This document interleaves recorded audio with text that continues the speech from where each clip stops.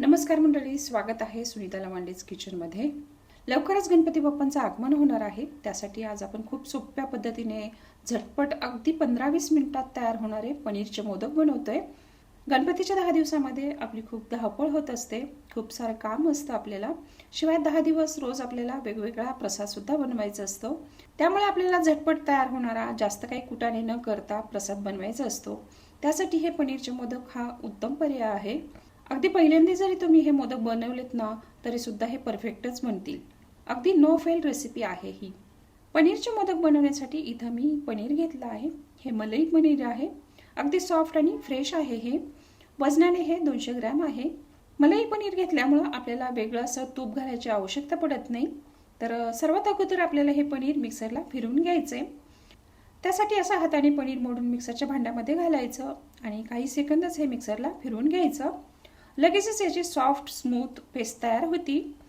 आता त्यानंतर नॉनस्टिकची किंवा जाड बुडाची एखादी कढई किंवा पॅन घ्यायचं. त्यामध्ये आता पनीरची पेस्ट काढून घ्यायची. मी अजून गॅस पेटवलेला नाहीये. आता त्यानंतर यामध्ये अर्धा कप मिल्क पावडर आणि अर्धा कप पिठी साखर घालायची. पिठी साखर नसेल तर तुम्ही रेग्युलरची साखर मिक्सरला जरा फिरवून घ्या. आता त्यानंतर थोड्याशा दुधामध्ये मी केशरच्या काड्या भिजत घातल्या होत्या, ते घालते आणि मिक्स करून घेते. आता त्यानंतर गॅस चालू करूयात. गॅसची फ्लेम लोच ठेवायची आणि हे सतत हलवत राहायचं. हळूहळू साखर वितळून हे मिश्रण पातळ होईल. तर पाहू शकता मिश्रण एकदम पातळ झाले. हे मिश्रण लगेचच खाली करपू शकतं, त्यामुळे गॅसची फ्लेम कमी ठेवायची आणि हे सतत हलवत राहायचं. 3 ते 4 मिनिटातच हे मिश्रण शिजून घट्ट होऊ लागतं.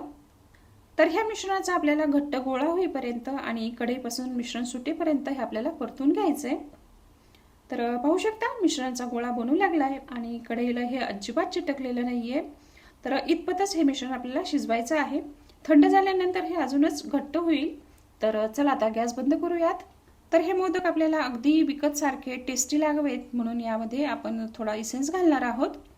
इसेन्स घालणं हे टोटली ऑप्शनल आहे. माझ्याकडे बरेच इसेन्स आहेत, त्यातला मी रसमलाई इसेन्स घालणार आहे. याऐवजी तुम्ही रोज वॉटर किंवा केवडा इसेन्स घातला तरी खूप छान लागतात हे मोदक. आणि कोणताच इसेन्स नसेल तर तुम्ही नुसती इलायची पावडर घातली तरी चालेल. तर मी 2-3 थेंब इसेन्स घालून हे मिक्स करून घेते. आता त्यानंतर हे मिश्रण एका प्लेटमध्ये थंड व्हायला काढून घ्यायचं. तर मिश्रण कोमट असतानाच याचे मोदक बनवायला घ्यायचे. मोदकाला कळ्या वगैरे पाडायची अजिबात झंझट नाही. अशा प्रकारचा मोदकाचा साचा घ्यायचा, त्याला आतून जरा तूप लावून घ्यायचं. आता डेकोरेशनसाठी मी जरा चांदीचा वर्क लावायचा प्रयत्न केला, पण पाहिजे तसा हा वर्क काय लावता आला नाही. खूप डेलिकेट असतो हा चांदीचा वर्क.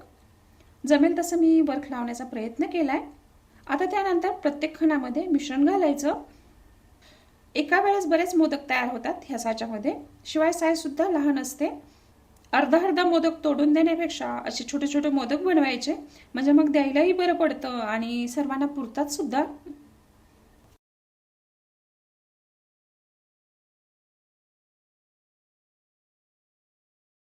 मोदक बाहेर काढताना खालच्या बाजूने पकडून बाहेर काढायचा, म्हणजे मग तो तुटत नाही. जर तुमचं मिश्रण पातळ झालं असेल तर तुम्ही यामध्ये अजून मिल्क पावडर ॲड करा. आणि हे मिश्रण थोडं गरम असताना मोदक बनवले तर त्याचं टेक्स्चर चांगलं येतं. मोदक बनवता उरलेलं मिश्रण जरा थंड झालं होतं, तर ते मी जरा लो गॅसवर गरम करून घेतलं आणि त्याचे मोदक बनवले. तर बघू शकता एवढे सारे मोदक तयार झाले आहेत. तर अशा पद्धतीने सुंदर सुबक टेस्टी मोदक तयार करा. पहिल्यांदा जरी बनवले तरी बिघडणार नाही याची गॅरंटी मी तुम्हाला देते. आणि हो, तुमच्याकडे जर मोदकाचा साचा नसेल तर तुम्ही या मिश्रणाचे लाडू सुद्धा बनवू शकता.